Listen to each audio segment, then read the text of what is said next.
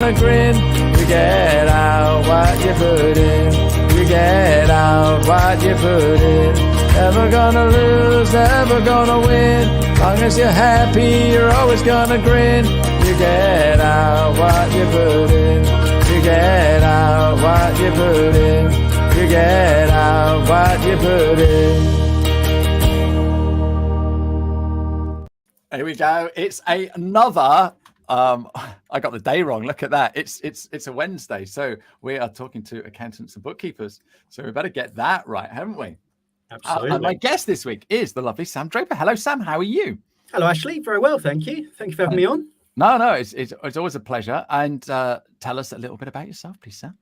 Me. So, first of all, my husband and father of two girls who are 4 and 2.5. So they're very little to keep me on my toes. They were one of the major reasons I started up my own practice in the first place. And it's been quite a journey over the last 4 years. And I think ultimately when I started, I was helping one business and I thought, you know what, I like working with different people and helping different people. A lot of things relate across different companies. And I was like, why don't I just go and help many and solve a lot of problems that I don't think are being solved at the moment.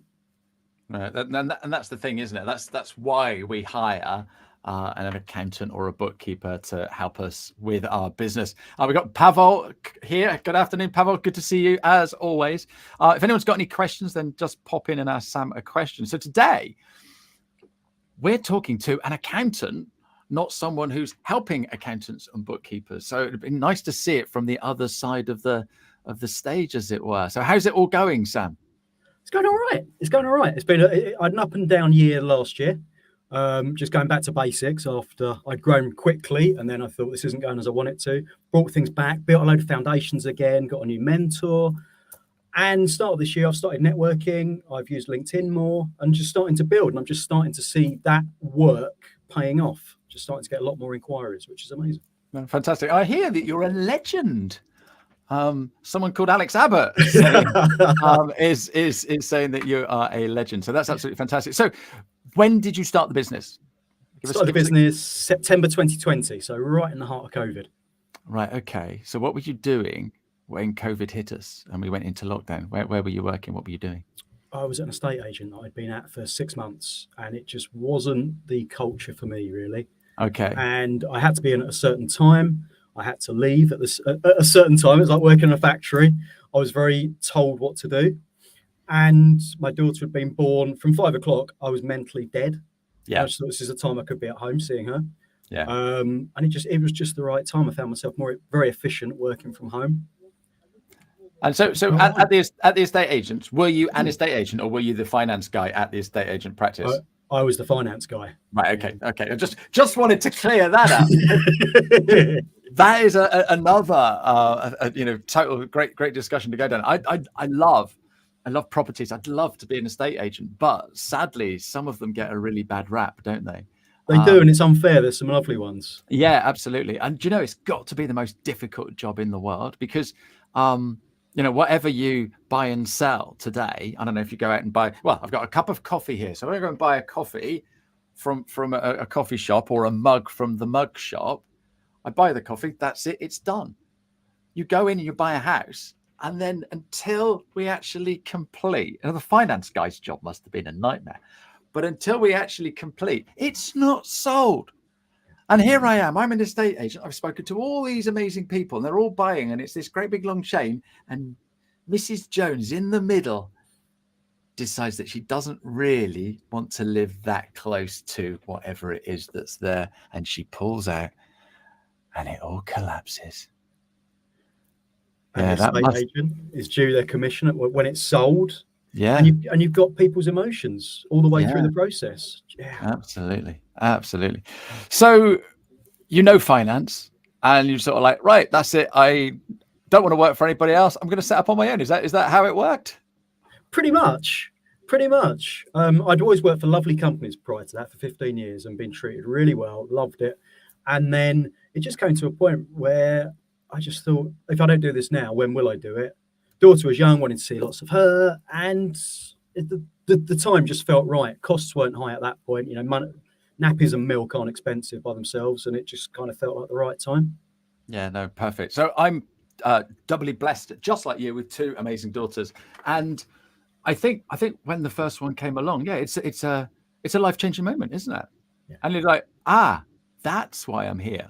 And it totally changes your perspective on life. And that's when I soon changed my role. Because I was in a job where I was working stupid hours, and you sort of like, this little bundle of joy ain't going to be little for long. And here's a little aside for you, Sam. Enjoy your girls, because one day they'll be 18 and they'll go to university, and I promise you will cry for weeks. It was the hardest thing I've ever done in my life, is letting my daughter. I'm going to go again. Letting my daughter go up to university, and it when I was driving her up to university, and it didn't seem like 5 minutes ago I was at the hospital with this little bundle that was 100% reliant on myself and my wife. And it just, I think having a kid just changes your perspective. And so you set up in business, you set up an accountancy practice. Did you have any clients when you started? I had 2. Oh, that's good. It started when a friend called me, and he said, I've got a new business. Can you be the accountant for it? I'd rather pay you than pay someone else, and have Sure. someone I trust. And that got the wheels turning. That was about three months before I did. And then I spoke to another friend who ran a bike shop, and he had a bad relationship with his accountant. I said, look, are you interested? I'll charge you the same price he charges you. Would that be a goer? And he said yes. And then all of a sudden it was 2. Yeah, brilliant. And I spoke to my dad, who runs a bookkeeping practice, and it's in the family. There we go, eh? And he just kind of talked about the risks, and they seem so minor.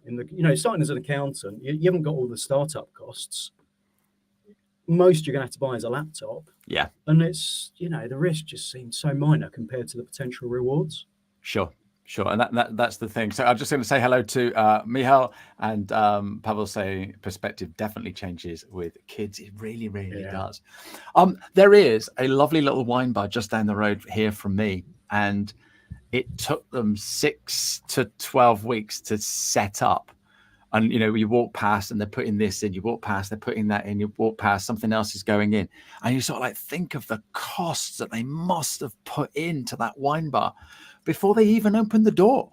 Yeah. And so, like you say, it's a relatively small risk setting up your business. Same with mine. It was to set up my business, mobile phone and a laptop. That was it, internet connection, but I had that. And it's just taking it from there.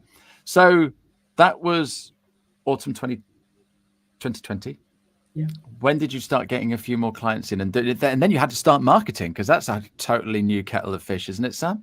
It is for us accountants. We're used to checking people's numbers, like selling ourselves. It's not something we're trained at or particularly good at as a rule. So it's new skills to learn. And I think I got my first client. It was probably December. So I started properly really 1st of November. And then really by March, it was that kind of time that I was bringing in something I thought about when I first started, but I thought it'd be much quicker. Yeah. So those months with no paycheck and nothing coming in, you start, it's about the worst bit, I think. Yeah, you're sat there and you're thinking, I've got 3 clients. I've not got much coming. Oh, I need to go and get a job. Yeah. And I think that's the most difficult thing for any small business owner. One day everything's brilliant, you have some great conversations, maybe an invoice comes in, maybe you get booked to do something, and then you go for 2 days and you don't speak to anybody, you're busy doing something, and you're like, oh, what am I doing this for? And you, because you're looking after essentially small business owners, you're seeing this day in, day out, aren't you? Yeah, absolutely. And it's that mindset shift that people talk about. You're not an employee anymore. You're a business owner. And you need to remind yourself of that every morning, because it's things like that. You just think, I haven't got any clients. And why would you have any clients? You've just started. No one knows you're there. And it takes time. It takes time. You've got to talk to a lot of people, let them know you've started, and spread the word. But it's not overnight. It's a real, it's a real time to do that. Yeah, no, absolutely. So you've now got a few more clients. What was your marketing strategy then, Sam? When you like the beginning of 2021, as Yeah. we're starting to come out of lockdown now, aren't we? Because we had a couple of lockdowns over Christmas. There was one in February, and it was still strange because I set my business up in April 2021, just as we were coming out. So what marketing were you doing then? I think the first bit I did was LinkedIn. So I got in touch with everyone I've worked with before, friends, everyone, let them know what I was doing.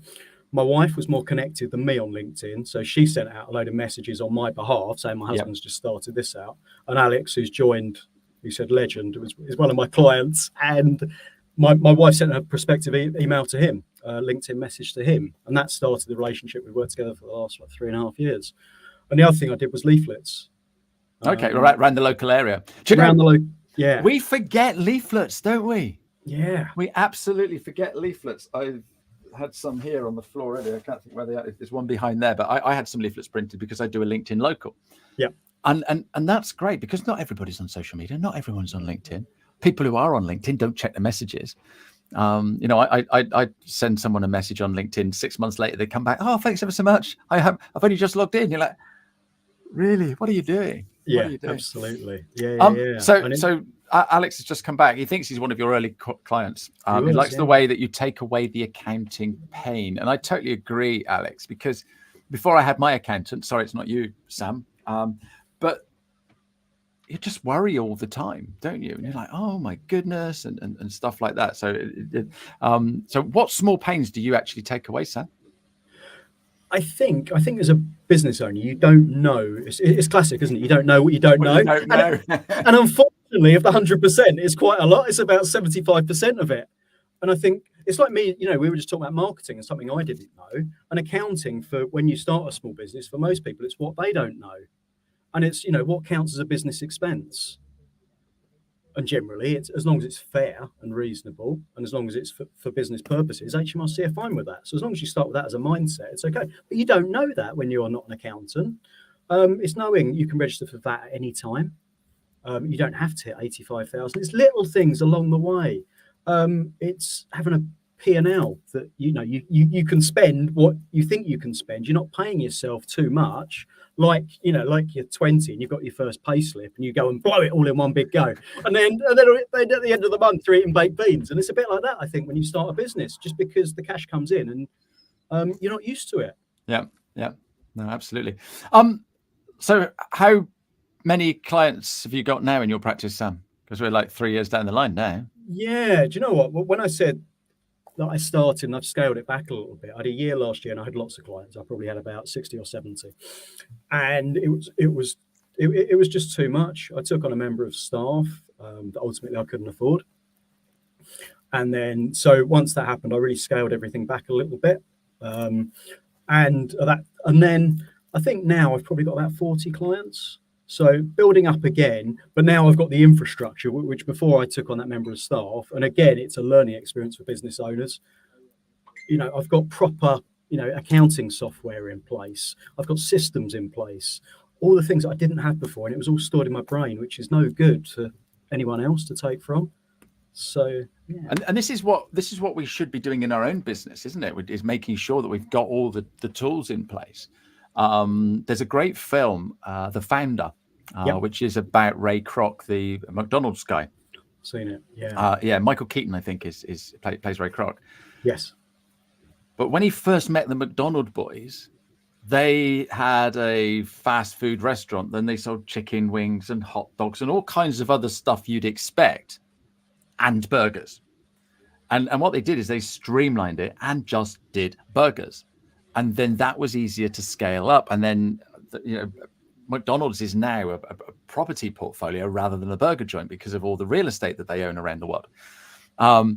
Or because they scaled back and put those right things in place. So is it just you now, Sam, in the practice? So if I need anything, I get to speak to Sam. It's not someone else. No, you still get to speak to me. I've got one other accountant working in the background. Perfect. Which I took her on at the start of the year. I think it was February. Which has been amazing. It's been so. Now I've got all those systems in place. I've seen the difference, and it's incredible. It was so seamless, really. Yeah, but your previous employer had to go into your head to find the information, whereas your new team member, she just goes onto the system for that information. Is that about fair? yeah, knocks the nail on the head. Yeah, absolutely. So there's you do everything in house. Is it work from home and your colleague works from home, or do you have an office somewhere? Where are you based? I use a shared office space, Yeah, based in perfect. North London. Yeah. My shared office is in Archway, just next to the tube, and it's a 10-minute walk home, and it's a 10-minute walk to my daughter's school. So it's a little Perfect. triangle that works absolutely amazingly. Yeah, and the thing is, you can shut the door at the end of the day and you can go home. Oh, that's huge, isn't it? Mm-hmm. I think when you've worked from home when you first start, Yeah, and then never switching off, you just never know if you're at home or at work. But yeah. when you've got that separation, it's massive. And this is the beauty of me having this shed, and it literally, I think it's like 17 steps, but it's the physical locking, shutting the door, and it's outside. And it really doesn't matter whether it's 17 steps, 17 miles, or 17 continents. It doesn't really matter. So you've got this member of the team. What are your thoughts on outsourcing? So Deepak's just come in with a question, because a lot of your contemporaries are struggling to find team members. Yes. So they're turning to outsourcing, offshoring. What are your thoughts on outsourcing or offshoring? It's becoming more and more popular at the moment. I think you've got to consider it just because of the pricing of over here compared to outsourcing to somewhere like India or the Philippines or even South Africa. And I mean, on top of that, it's very hard to get skilled staff at the moment, particularly after COVID, and perspectives have changed and what people want from work has changed massively. So yeah, I'd consider it, definitely. I think it's a great option. But the thing is with the offshoring element is you can scale up your business without having to employ a full-time member of the team straight away, because one minute you're really busy, and then the next minute you get a brand new team member in and you've half the workload, and both of you are twiddling your thumbs. You're thinking, right, how am I going to pay for this new resource? Yeah. Whereas with offshoring, you can scale up gradually. Yes. Yeah, absolutely right. And I think the key thing with offshoring is that you've got one dedicated member of the team. Because if it's going to 100 different people, you don't build a relationship. One could be great, another one is not suited to that task. It's not not good at their job, but they're just getting the wrong jobs. So I think if you've got one dedicated person and you get to know each other, I think that makes a huge difference. And you're right, for scaling, you can't compete with that. Mm-hmm. Okay, so I know an awful lot of small business owners, and a lot of them don't have an accountant or a bookkeeper or somebody to help them because they get free software with their banking. Yeah. Okay, and so they do it themselves. What's your word of caution to those people that are saving a few quid on an accountant? I think, do you know what? I think get one. It was my first thing. But what I was going to say is that QuickBooks advert that I think it's finished now, thank God. But you know, the one that was really in your face and it's flashing, and it's loud noises, and it's basically saying that anyone can do bookkeeping, and it's giving that impression you don't need an accountant, when really bookkeeping's a skill. And I think for bookkeepers and accountants, it's quite offensive that's saying that you're not skilled when doing that. And people just put things to the wrong places. There's tax implications of that. And often you might not be making the most of your situation. You might not be putting costs through that you could do. Accountants should be saving you money, really, I think, which is a bold statement. But yeah, without a doubt, get someone in. I think as well with an accountant, you've normally got someone to run ideas off and just check things. And I think that gives you such reassurance. And people say that, your doctor's the first thing you need and your accountant's second. And I think accountants can take away so much fear that I don't think you can put a price on that, really. Yeah, absolutely. So do you, so what sort of services do you do for us small business owners then? I like getting involved. I like seeing the full picture. So Okay. I do accounting, I do bookkeeping, I do advisory, and I do business development as well. I think the fact I've developed my own small business, I see it, and I work with small businesses. I work with 1 to 10 employees generally, and 50,000 upwards, really to about 2 million. Depends on the business as to how involved I need to be. But I'm not a freelancer. I'm an accountant who's, very fractional when I'm helping out. And what mistakes do you see small business owners making? And you don't have to tell us their names and stuff like that. But what you know, I see people, I teach people how to use LinkedIn, and I look at some of the things they're doing on LinkedIn. Oh, why are you doing that? What is it you keep seeing, Sam? And you're right, isn't it? Because money's a big issue when you're starting a company, and you think I can't pay for that. But when you do pay for it, you rise so quickly. I think I've seen people not claim back the VAT on expenses. They've just paid out VAT on their sales, so losing a huge amount that they could reclaim. I think often relying on cash flow rather than their profits, and so they're paying themselves out more money than the business has got available, and sooner or later that comes back to bite. And that consequently not planning for when tax is due, not having a separate business bank account when they're sole traders. And so you get to the end of the year and they've got the highlighter out, and no accountant or bookkeeper wants that through the door of just going through old receipts. There's such tech on hand. I know we talk about AI and we talk about it from the language point of view, but AI has been around for ages from accounting and all kinds of things and we can use apps for all that things, make it easy. Lots of things really. And what bit of advice would you give to a small business owner? What's the first bit of software they're going to need for their practice or business? I think accounting software, get it early on, as soon as you start.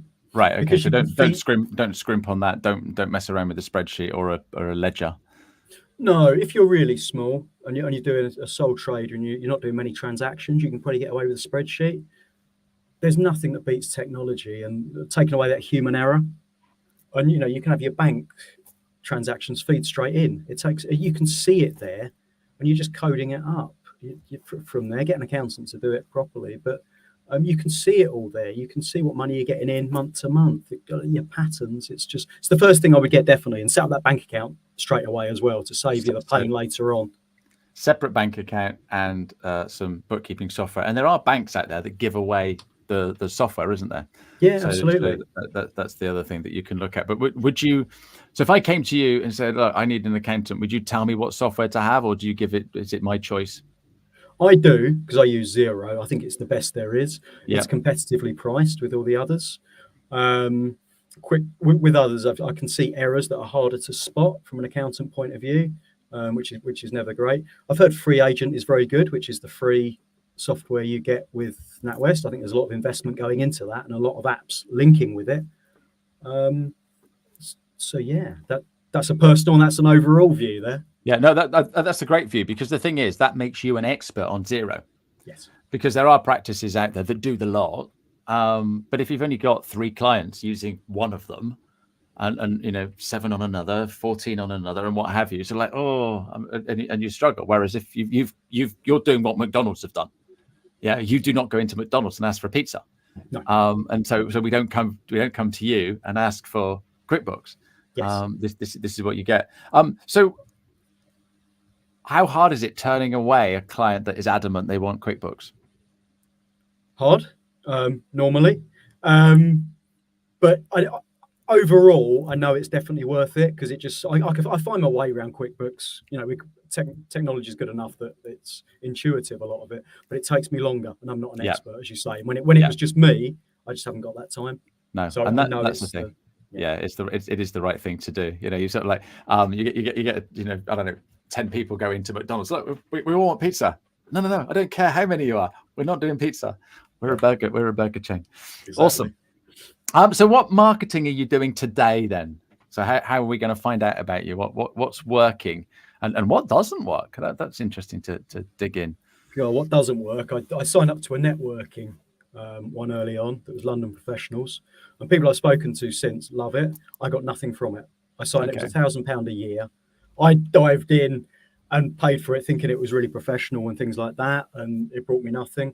I put an advert in a local paper that was across 3 areas of London. I think it was Islington, Camden, and one other. I think it was Westminster. That brought nothing. It brought me one lady calling up, asked me about a pension, which wasn't really relevant. So at the start of this year, I looked at networking, and I've listened to a lot of other accountants, which has been invaluable, who have had their practice far longer than I have. And they talked about the value of networking and getting people to know and trust you, which when you're selling a service, it's vital, isn't it? And the other thing is LinkedIn, which I've been a gradual part of. Really, I haven't got involved in it as much as I should have done earlier on. And I think now I've started using it more. And Alex Abbott, who's on this call, has been helping me with it. And we've done some analysis on what I've done and what the feedback has been, and it's incomparable, really. So more of the social stuff than the and so networking, that's social. LinkedIn, that's social. So it's letting people really know who you are and that you're around, and understanding a little bit of your personality, which I guess is coming over today on this show. And people are starting to know, like, and trust you, rather than who is this guy. I think when it's an accountant, you need that. If you've got an accountant you don't understand or don't trust, what's the point in having them? You don't want to work with someone like that. So Yeah. Whenever I speak to a prospective client, I call it a coffee or beer test. Would I go for a coffee or beer with them? Because it means that the relationship will be long term, unless something unforeseen happens, and that's really what I go for. Yeah, because it is a relationship. I don't know whether it still stands, but we know the accountant is the most trusted advisor. More trusted than other professionals, including the doctor. I'm telling my accountant a lot more than I tell my doctor. Obviously, not about my ailments, but my accountant knows how much I've got coming in and knows what I spend it on. And it's all those sorts of things that So you need to be able to trust this person that you're having a relationship with. 100%. It's always the first thing I say. If I have a potential customer come to me, I always say, look, just find someone you trust and you like first and foremost. Speak to 3 or 4 and get a feel. Yeah. And I think that's the difficult thing when you're running a business is, who do I trust? And it's again, I'm lucky because I know an awful lot of accountants and bookkeepers, so it wasn't difficult for me to find somebody. But your normal average day person, I don't know, maybe working in the coffee shop, sets up their own coffee shop or a coffee wagon. They've never had any dealings with accountants. How are they going to go and find an accountant? So, like you say, finding someone who they know, like, and trust, and from a networking event. So how often do you go networking, Sam? I do one every week, and that's one group, and I do another group that's monthly. Yeah. And the odd ad hoc one I tend to go to just to meet some new people, really. But I think I used to, when I first started, I needed business, and it was like you were talking about at the start. And so I was very quick and trying to get to know people very quickly and try and make a sale to them. And of course, it's not really what networking is about. No one wants to be sold to there and then. No. And I think I started with the attitude start of the year. I just want to go and meet people and see what comes of it. And that's brought far more, inevitably, as it would. And I've met some really nice people and people I chat to quite regularly now. Perfect. What makes a good networking event? I think being regular. I think if you meet people regularly, you build a relationship with them. If you meet them once a month, it's a bit looser. I think there's got to be an atmosphere. It's got to be high tempo. Energy's got to be in the room. Similarly minded people. Mm-hmm. The one I go to on Tuesday, it's all fairly young businesses hungry to grow. And that works really well. And nice people. I know if anyone new comes, there'll always be someone to go and chat to them, make them feel at home. That kind of thing. I think that's really, really important because it is nerve-wracking going to networking events for the first time. You feel like going to a party where you don't know anyone. But the beauty, once you've been a few times, is you realise everyone wants to talk to you because they want to find out about your business and if there's potential to work together, which makes it a lot easier. Or potential to refer or recommend. And I think that's the other thing, by being seen. And this is exactly what happens on LinkedIn. We've pretty much come to the end of the chat today. Alex has just turned around. Great discussion. Thanks, Ashley and Sam. The conversation has triggered a thought. One for our next call, Sam. Right. So there you go. You didn't realise that today you're going to get homework from coming and having a little chat with me. I've got one more question to end with. I've got 2 actually. Where can people find you? They can find me on LinkedIn, which is Sam Draper, the Small Business Accountant, and you can email me, sam@thesmallbusinessaccountant.co. And that is just .co because it was a far cheaper domain when I was setting up. Yeah, absolutely. So sam@thesmallbusinessaccountant.co. Perfect. My next question is coming after I've given a shout out to my guest next week. Now, I don't know if there's a prize for being on the most shows with me, but it has to go to Caroline, because she has been on many of my shows. And we're just going to have a chat next week, me and Caroline. I've called her Mrs. Accountancy, so I need to change that before I publicize that. But so yeah, Caroline's coming next week. So my last question is, what did you want to be when you were at primary school? When you grew up? Primary school. Primary school, yeah. When you had your shorts on, running around the playground, playing football and all that sort of malarkey. Completely. I wanted to be an astronaut. But, that's cool. That is cool. I think probably a lot of kids did at that age, but sadly my science let me down through school, and that was a dream that never materialized. Well, you got second best. You're running your own business. That's pretty cool. And what it means is you haven't got that commute. Yes. Okay, so that's the thing. 10-minute walk, absolutely perfect.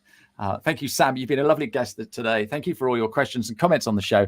I will be back next week, like I said, with the lovely Caroline. But Sam, thank you very much indeed. Thank you so much for having me, Ashley. Really enjoyed it. Perfect. Take care. Bye-bye. Thank you. You too. Bye. You get out what you put in.